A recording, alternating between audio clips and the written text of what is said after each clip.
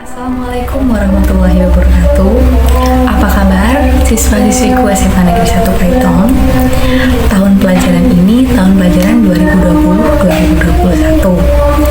Tahun ini saya, Diah Ayuningrum, akan mengajarkan matematika. Tahun pelajaran ini kita tidak bisa bertatap muka. Oleh karena itu, saya membuat video ini agar kalian tetap bisa mendengarkan penjelasan dari saya meski tetap harus belajar dari rumah. Oke, langsung saja berikut video pembelajaran. Selamat menyaksikan. Selamat datang di pembelajaran matematika wajib kelas 12 SMA N 1 Paiton. Materi matematika wajib kelas 12 yang akan dipelajari selama 1 tahun. Yang pertama adalah dimensi 3, yang kedua statistika, yang ketiga aturan pencacahan, dan yang keempat adalah peluang. Kemudian yang di semester 1 yang akan kita pelajari adalah 2 bab ini, dimensi 3 dan statistika. Langsung saja kita masuk materi pertama, yaitu dimensi 3. Sebelum masuk materi yang pertama, dimensi 3, kita persepsi dulu. Saya tanyakan beberapa materi prasyarat. Salah satunya adalah, masih ingatkah kamu dengan materi teorema Pythagoras yang sudah dipelajari sebelumnya? Baik, ayo ingat kembali. Teorema Pythagoras berhubungan dengan segitiga siku-siku, di mana ada sudut siku-siku, kemudian ada yang namanya sisi miring. Jadi sisi miring letaknya selalu berhadapan dengan sudut siku-siku. Kemudian yang tidak berhadapan dengan siku-siku namanya sisi apa? Ini sisi tegak dan ini sisi alas. Bagaimana rumusnya? Nah, untuk menentukan sisi miring berarti C kuadrat sama dengan A kuadrat tambah B kuadrat. Atau lebih gampang kita langsung gini, oh berarti sisi miring itu C itu sama dengan akar dari A kuadrat tambah B kuadrat. Kalau yang ditanya bukan sisi miring, maka cukup tandanya dikurangi. Yang ditanyakan yang B juga tandanya dikurangi. Yang penting sisi miringnya adalah di paling depan. Contoh, sebuah segitiga memiliki sisi AC, panjangnya 6 cm dan sisi BC 8 cm. Berapa sentimeterkah sisi miring dari segitiga tersebut? Untuk lebih mudah kita gambar dulu. Ada segitiga A, B, dan C. A, B, dan C. Di mana? Bentar, biar lebih mudah. Oke, ada segitiga A, B, dan C. Di mana panjang sisi AC adalah 6 cm. Panjang sisi BC berapa? 8 cm. Yang ditanyakan siapa? Sisi miring. Siku-sikunya di mana? Siku-sikunya jelas di sini ya. Karena ini sisi miring. Rumusnya bagaimana? Tinggal mengakarkan kedua sisi alas dan sisi tegak. Berarti AB sama dengan BC kuadrat tambah dengan AC kuadrat. BC-nya 8 cm tambah 6 cm. Jadi akar 64 ditambah 36 maka sama dengan akar dari 100. Akar dari 100 berapa? 10. Jadi panjang sisi AB adalah 10 cm. Gampang ya. Oke, selanjutnya kita masuk materi dimensi 3. Dimensi 3 disebut juga bangun ruang, merupakan bangun dengan ukuran yang terdiri atas panjang, lebar, dan tinggi. Masih ingat, berarti kalau bangun ruang ini bangun apa? Ini adalah kubus, dimana kita menyebutnya misalnya kubus ABCD dan EFGH. Unsur-unsur dimensi 3 terdiri dari yang pertama, titik. Tahu, oh ini ada titik A, titik B, titik C, D, E, F, G, A. Maka nama kubusnya adalah A, B, C, D, E, F, G, H. Yang kedua adalah garis. Nah, garis. Jadi yang menghubungkan dua garis itu bisa terbentuk jika terhubung antara dua titik. Garis itu macam-macam. Kalau yang seperti yang saya tandai biru-biru adalah namanya rusuk. Kemudian ada namanya diagonal sisi. Jadi garis yang menghubungkan dari titik A ke titik C ini namanya diagonal sisi karena dia terletak pada sisinya kubus. Ada lagi yang namanya diagonal ruang. Kenapa namanya diagonal ruang? Karena letaknya titik ini dengan T ini berseberangan. Dia berbeda sisi. Titik C terletak pada bidang ini, kemudian TE terletak pada bidang yang atasnya. Makanya namanya diagonal ruang. Dan yang ketiga adalah namanya bidang. Tahu sendiri berarti daerah yang hijau ini namanya bidang, yang bawah juga bidang, atas juga bidang, samping juga bidang, depan juga bidang. Kemudian ada bidang juga yang spesial.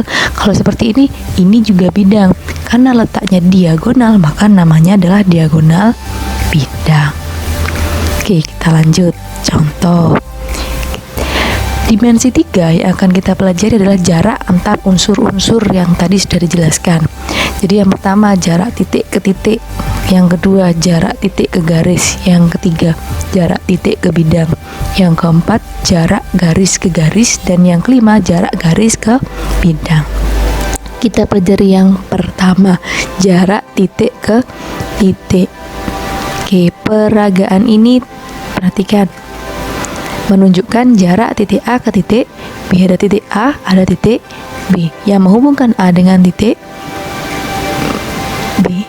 Nah, ini namanya jarak dua titik. Jadi jarak titik A ke titik B adalah panjang ruas garis yang menghubungkan titik A ke titik B. Jadi kalau ditanya jarak titik ke titik berupa apa? Berupa garis. Contoh,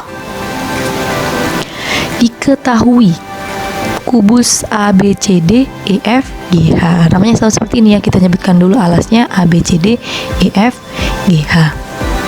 Dengan panjang rusuknya adalah A cm. A ini boleh bilangan apa saja.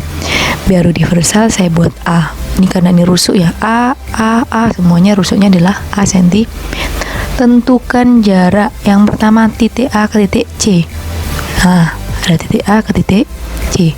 Yang kedua, jarak titik A ke G. Nah, berarti namanya apa? Diagonal ruang. Yang ketiga, jarak titik A ke tengah-tengah bidang IFGH. Nah, beda kepentingan ini. Nah, biar tahu tengah-tengahnya buat diagonal-diagonal, maka inilah titik A ke titik P, di mana P adalah tengah-tengahnya bidang IFGH. Kita jawab satu persatu. Yang pertama, jarak titik A ke titik C. Perhatikan, segitiga ABC yang siku-siku di B. Nah, saya gambar ada segitiga ABC, siku-sikunya di B. AC bisa kita cari. Nah, ingat tadi segitiga siku AC adalah sisi miring, sehingga bisa dicari dari akar AB kuadrat tambah dengan BC kuadrat. Jadi ini AB berapa? A cm. BC berapa? A cm. Nah, tulis di sini akar A kuadrat tambah B kuadrat. Karena tadi AB apa? AB adalah A. Kemudian BC siapa? BC ada juga A. Karena A kuadrat, jadi tulis A kuadrat. BC A kuadrat. Sehingga kalau A kuadrat ditambah dengan A kuadrat, anggaplah ini tinggal jeruk ditambah dengan jeruk, maka akan jadinya adalah 2 jeruk. Jadi 2A kuadrat. A kuadrat ini karena akar, A-nya bisa dikeluarkan jadi A akar 2. Jadi diagonal sisi AC adalah A akar 2. Jadi jawabannya apa? A akar 2. Oke. Selanjutnya yang kedua, jarak titik A ke titik G. Nah, perhatikan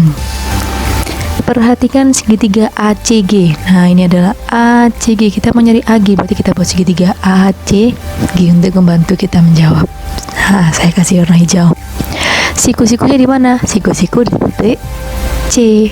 Maka kita bisa menentukan AG bagaimana? Ingat lagi, AG siapa? Sisi miring. Sehingga AG bisa kita tentukan dengan AC kuadrat tambah CG kuadrat. AC berapa AC? AC adalah panjangnya AC berapa? AC tadi A akar 2. 2. Tadi kan sisi miring ya. Nah, sehingga kita mulai di sini A akar 2 kuadrat tambah A kuadrat. Kita kuadratkan dulu, A dikuadratkan jadi A akar 2 dikuadratkan jadi 2. Nah ya, A dikuadratkan jadi A kuadrat, akar 2 dikuadratkan jadi 2A kuadrat. Nih tadi jeruk ditambah dengan jeruk, 2 jeruk tambah jeruk, berarti hasilnya adalah 3A kuadrat. 3 jeruk, dimana ini bisa dikeluarkan jadi A akar 3, sehingga diagonal ruang AG adalah A akar 3. Jadi kita bisa tahu, oh ini berarti berapa tadi? A akar 3. Gampang ya. Oke, yang terakhir buat kita lebih susah lagi. Jarak titik A ke titik P. Bantu gambar dulu. Perhatikan. Kita pakai apa tadi? Bantuan segitiga AEP. Diarsir biar kelihatan segitiganya. Siku-sikunya di apa? Siku-siku di titik E. Maka siapa sisi miringnya? AP adalah sisi miring. Bisa dicari dengan cara bagaimana? Akar dari AE kuadrat tambah EP kuadrat. AE berapa? AE rusuk, berarti AE adalah A panjangnya. Kemudian EP berapa? EP E ke G ini adalah diagonal sisi, berarti sama dengan AC. Berarti kalau EP separuhnya EG. Berapa EP? EP berarti setengah dari diagonal sisi tadi. Berapa diagonal sisi? Setengah dari A akar 2.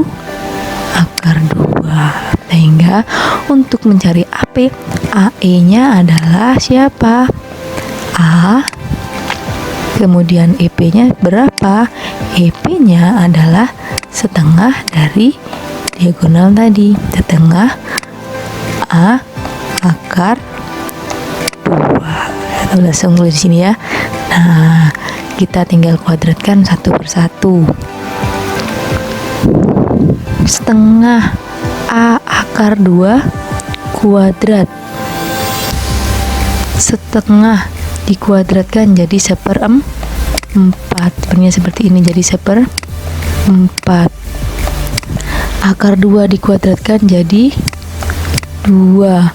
A dikuadratkan jadi A. Sehingga kalau dicoret-coret, oh jadinya setengah A akar 2.